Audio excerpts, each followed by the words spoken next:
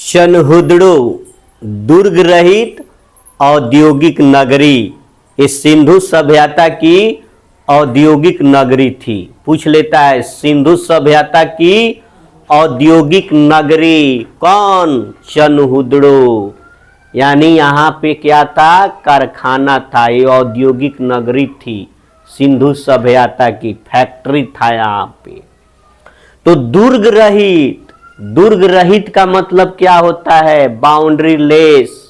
जो नगर था, जैसे हड़प्पा उड़प्पा मोहनजोदड़ो नगर था, वो तो क्या था? चारों तरफ से मैंने घर हो रहा था तो बाउंड्री किया रहता था। लेकिन ये फैक्ट्री था, इसमें बाउंड्री, चारों तरफ से बाउंड्री नहीं था। ये औद्योगिक नगरी थी। पहले भी इसका मैंने ट्रिक बता दिया है खोजकर्ता का। गोपाल मजमूदार, चूहा गुम, चूहा गुम, यानी चनहुदड़ो और गोपाल मजमूदार, चूहा गुम, याद रखेंगे इसके लिए।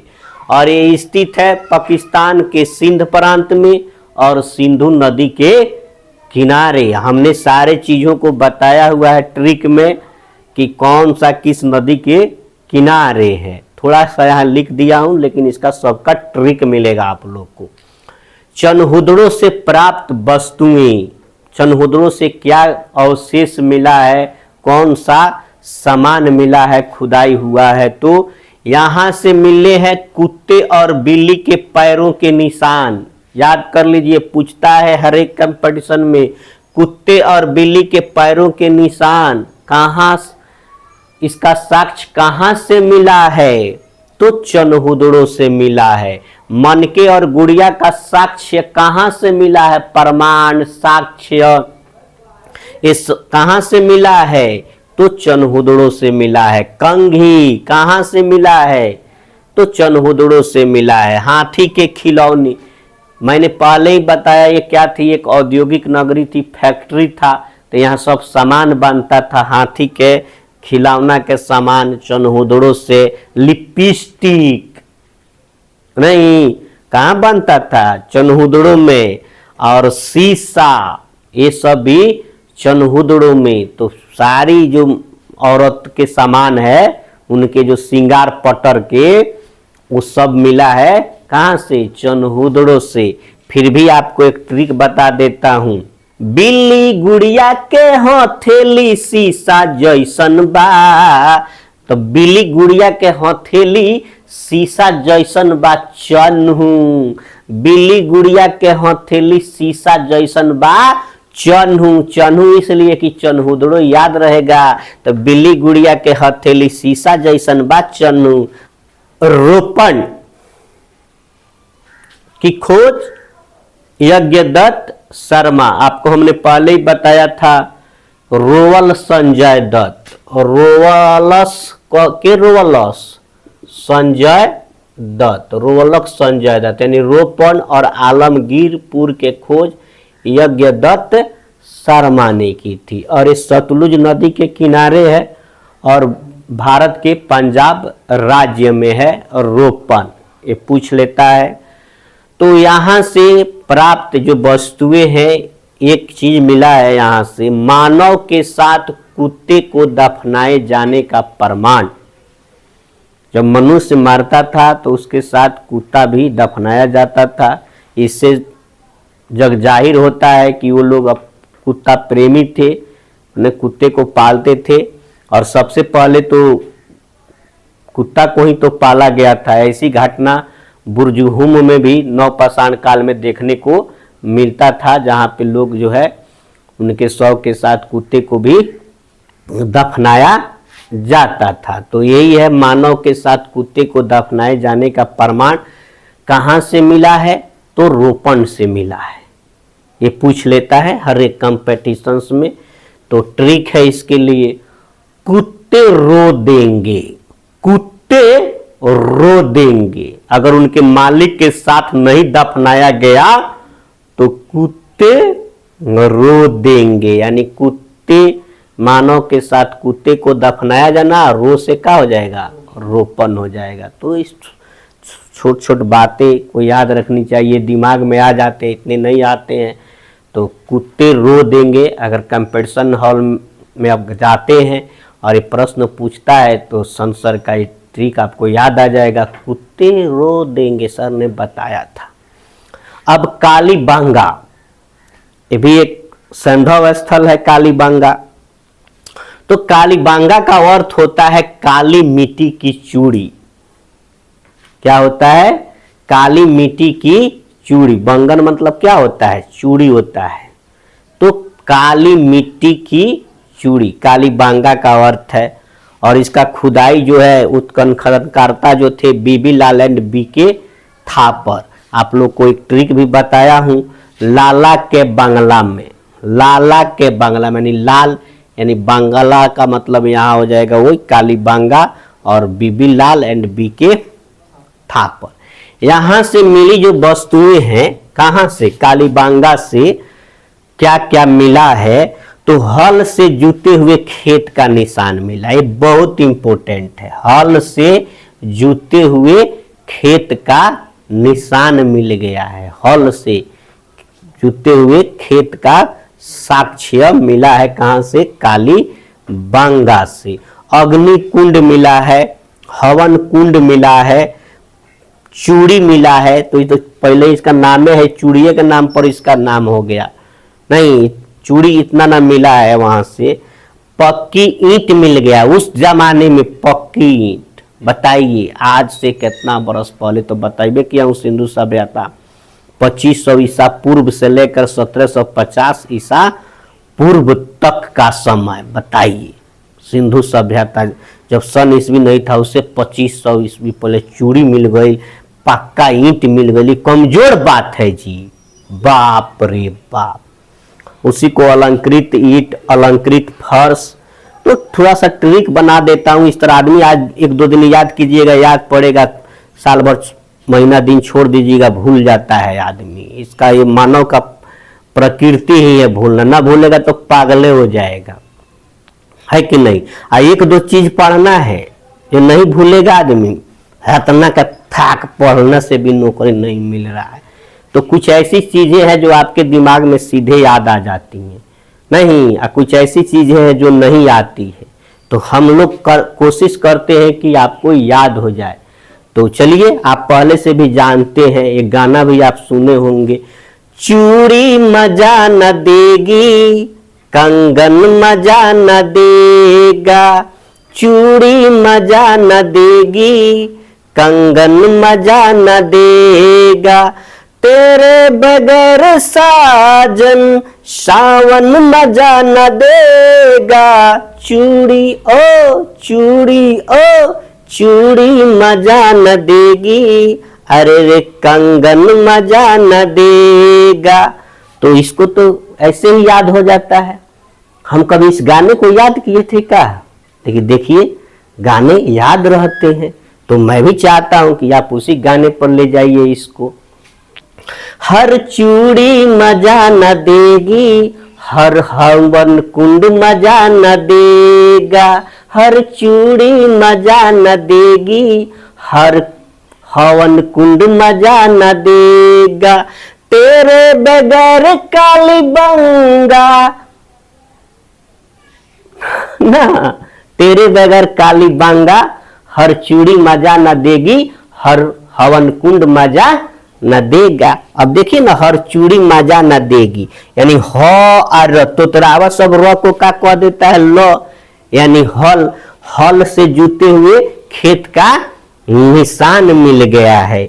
चूड़ी तो मिलवे किया है और हवन कुंड भी मिल गया है, नहीं ईंट भी मिल गया है। तो ये गाने को याद रखेंगे, हर चूड़ी मजा न देगी, हर हवन कुंड मजा न देगा, तेरे बगैर कालीबांगा, चूड़ी मजा न देगी।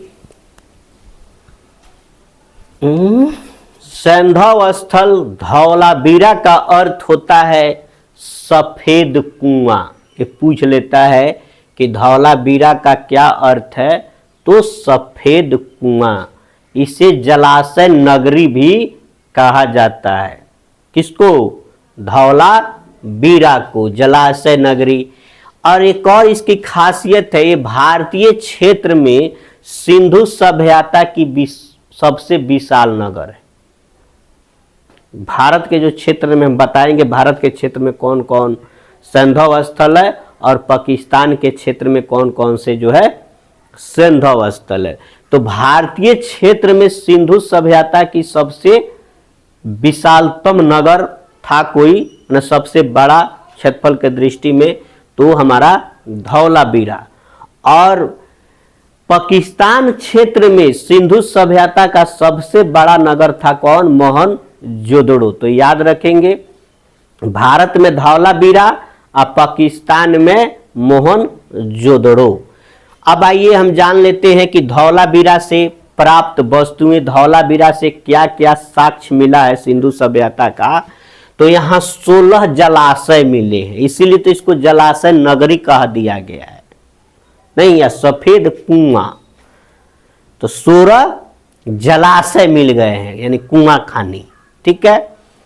तो जब नहर प्रणाली, जहाँ जल है तो सिंचाई हो जाएगी, नहर प्रणाली का भी व्यवस्था था। और इसमें सबसे इंपॉर्टेंट है स्टेडियम। बताइए कितने आश्चर्य की बात है। अब जाइए धौलावीरा में, वो स्टेडियम है, देख सकते हैं अपनी आंखों से। अभी भी स्टेडियम, जब खुदाई हुआ तो स्टेडियम निकला।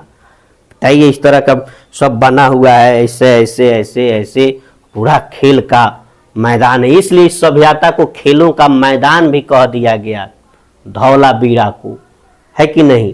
बांध निर्माण, जहाँ पानी है सब बांध अबे करेगा। तो सबसे पूछ लेता है स्टेडियम का साक्ष्य कहाँ से मिला है? तो धौलावीरा से मिला है। अब बताइए विश्व का प्राचीनतम खेल का मैदान कहाँ से मिला है? तो धौलावीरा से।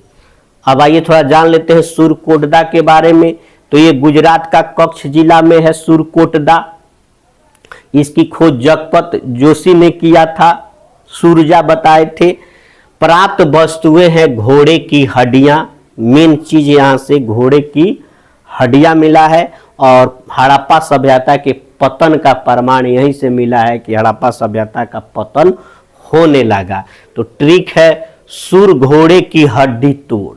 सुर यानी सुर मतलब क्या होता है? इस तरह से सुर अगर लिख देंगे तो ये वीर हो जाएगा। इस तरह से सुर का मतलब क्या होता है? वीर, जो तालाबे स से लिखा रहा है। इस तरह से सुर का मतलब क्या हो जाएगा? आनहर, जिसका आंख न हो उसको सूर। तो यही सुर, सुर घोड़े की हड्डी तोड़। तो सुर लोग क्या होते हैं? वीर लोग क्या करते हैं? दुश्मनों की हड्डी तोड़ देते हैं। नहीं, तो सुर क्या करेगा? यहाँ पे घोड़े की हड्डी तोड़ देगा। सुर अश्व की हड्डी तोड़, सुर घोड़े की हड्डी तोड़। याद रह जाएगा ना। अब सुरकोटदा से क्या मिला है? तो घोड़े की हड्डियां।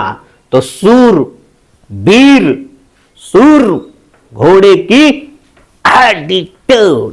ठीक, अब चलिए लोथल के बारे में जान लेते हैं। तो रंगनाथ राव इसकी खोज की थी लोथल के। और ये कहाँ है? गुजरात के अहमदाबाद में भोगवा नदी के किनारे स्थित है लोथल। ये एक प्रमुख बंदरगाह था। पूछ लेता है सिंधु सभ्यता का प्रमुख बंदरगाह कौन था? तो लोथल। क्या था? लोथल। लोथल एक बंदरगाह था। और भी बंदरगाह हम बताएंगे, इसका ट्रिक आप लोग को बताएंगे। अब विषयांतर हो जाएंगे, पहले अभी समझिए, उसके बाद सारा ट्रिक बताएंगे।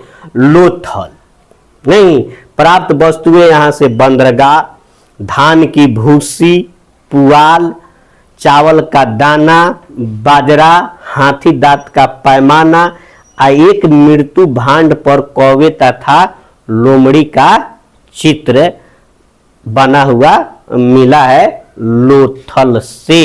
बनवाली जो हरियाणा के हिसार में है, और इसकी खोज जो है रविंद्र सिंह बिष्ट ने की थी। यहाँ से प्राप्त वस्तुएं हैं वर्तमान हल की आकृति। जो इस समय हल की जो आकृति है उसी तरह की ठीक आकृति का हल मिला था, वो भी खिलौना के रूप में। माटी का खिलौना मिला है, वाश बेसिन मिला है, हाथ धोने वाला बेसिन। कल्पना कीजिए उस युग में वाश बेसिन का मिलना। सोने की परत चढ़े मनके मिले हैं, जिस पर सोने की परत चढ़ा हुआ है, इसीलिए इसको समृद्धों का शहर कहा गया है। समृद्धों का शहर कौन हो गया? बनवाली। समृद्धों का शहर इंपोर्टेंट हो जाता है ये। और रंगपुर से प्राप्त अवशेष है ईंट का दुर्ग। और कोटदीजी से प्राप्त अवशेष है पाषाण युगीन सभ्यता का अंत। पाषाण युगीन सभ्यता का अंत यहीं से पता चला कोटदीजी से कि पाषाण युग जो है समाप्त हो चुका था। और हड़प्पा सभ्यता का विकास का निशान यहीं से मिला है, कोटदीजी से। और सूतकांगे डोर से मिला है ब्लेड के टुकड़े, बताइए ब्लेड उस समय, और मिट्टी की चूड़ियां।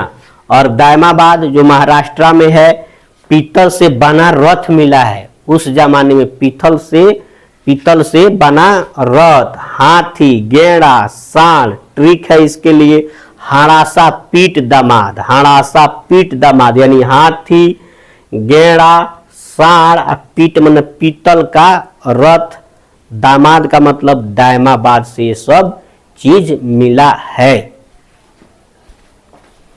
अब हम जान लेते हैं आलमगीरपुर।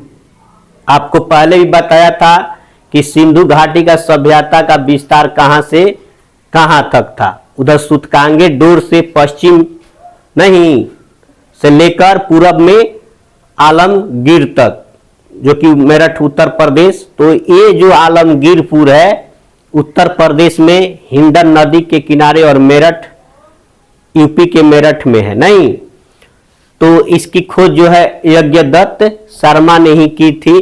तो यहां से प्राप्त वस्तुएं क्या क्या मिला है आलमगीरपुर से?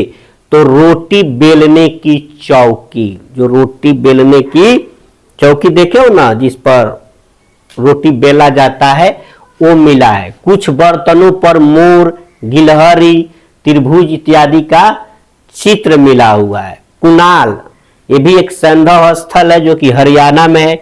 यहां से चांदी के 2 मुकुट मिले हैं। चांदी के 2 मुकुट कहां से मिला है? तो कुणाल से। और भीराना ये भी हरियाणा में एक सैंधव स्थल है भीराना।